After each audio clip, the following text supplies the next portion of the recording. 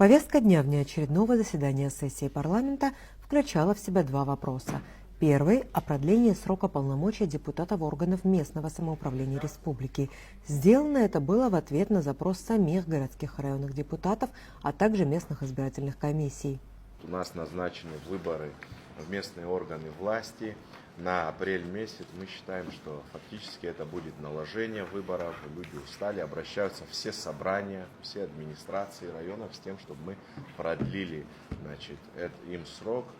На несколько месяцев отложили соответствующие выборы в органы местной власти. Потому что у нас, получается, второй тур голосования попадает на 1 марта, а выборы в местные органы власти на первые числа апреля. Соответственно, там всего лишь месяц, люди устали от электоральных процессов, и мы считаем целесообразным эту дату отложить. В общем-то, депутаты концептуально с этим согласились. Представил постановление о продлении полномочий депутатов органов местного самоуправления Дауд Хутаба. Депутаты органов местного самоуправления, многие из них представляют в том числе какие-то определенные политические силы. Сегодня у них нет возможности, наверное, вести работу именно не по выборам в органы местного самоуправления. И в связи с этим они обращались с тем, что для того, чтобы можно было осуществить полноценную подготовку к выборам в органы местного самоуправления, чтобы несколько мы перенесли данные сроки. Вообще инициатором проекта был Салакая Нарсоу, наш коллега.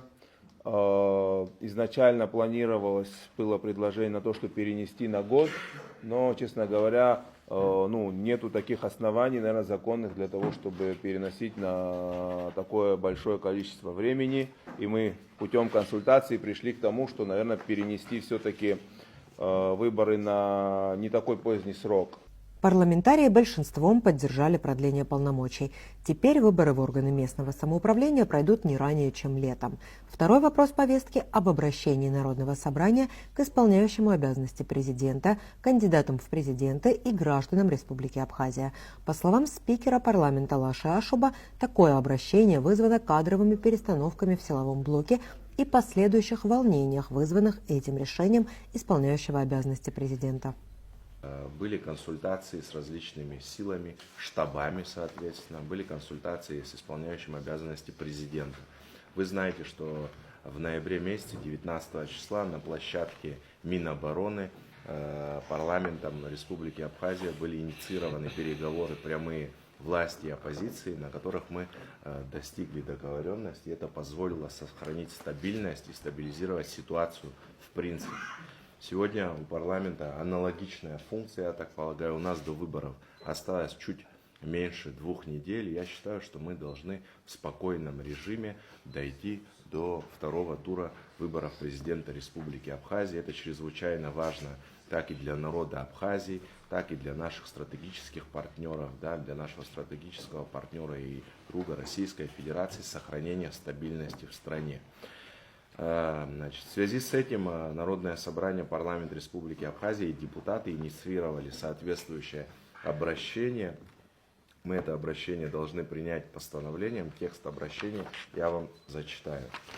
Обращение Народного собрания парламента Республики Абхазия к исполняющему обязанности президента Республики Абхазия, кандидатам в президенты Республики Абхазия и гражданам Республики Абхазия.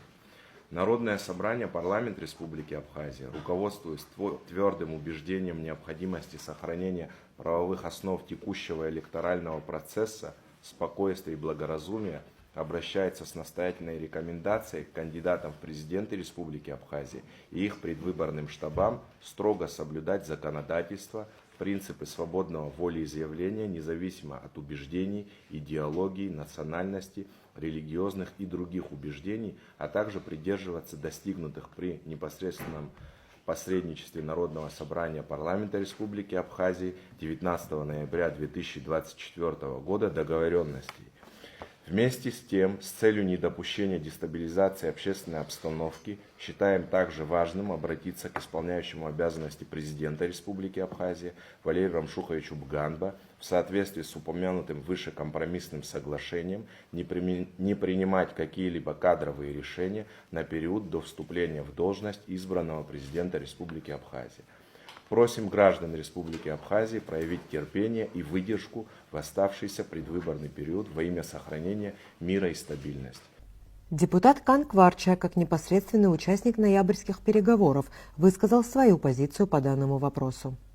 Соглашение, прошлое соглашение, которое мы сегодня обсуждаем, не вошли, мы не стали это говорить, потому что это само собой разумеющее, как факт, мы это обсудили со сторонами, а непосредственно о том, что это же глупо, да, договариваться о соглашении и не говорить о том, если мы говорим, что должностные лица остаются на своих местах, естественно, мы не могли согласиться с тем, что должностные лица будут участвовать, как говорится, в прямом, нарушая все законы, хотя они там формально соблюли закон, но будут заниматься выборным процессом. Мы как раз таки, если вы помните, коллеги, кто там был, мы как раз таки, это мы не прописали, но это мы обговорили. Почему-то Давид Пиль это забыл.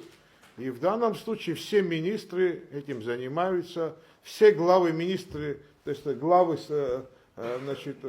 городов, помимо того, которые непосредственно избираются, кроме Беслана Биглава, все остальные тоже занимаются этим. Это же мы там обсуждали, что главы остаются на местах, только они будут заниматься выборным процессом, кроме того, что он голосует, естественно, у него есть право выбора, пойти проголосовать. Однако же это было же все нарушено. И почему-то, когда Валерий Рамшухович, хотя, кстати, в этих процессах не участвовал, но вчера, когда я услышал, столько возмущения было, как говорится, от второй стороны.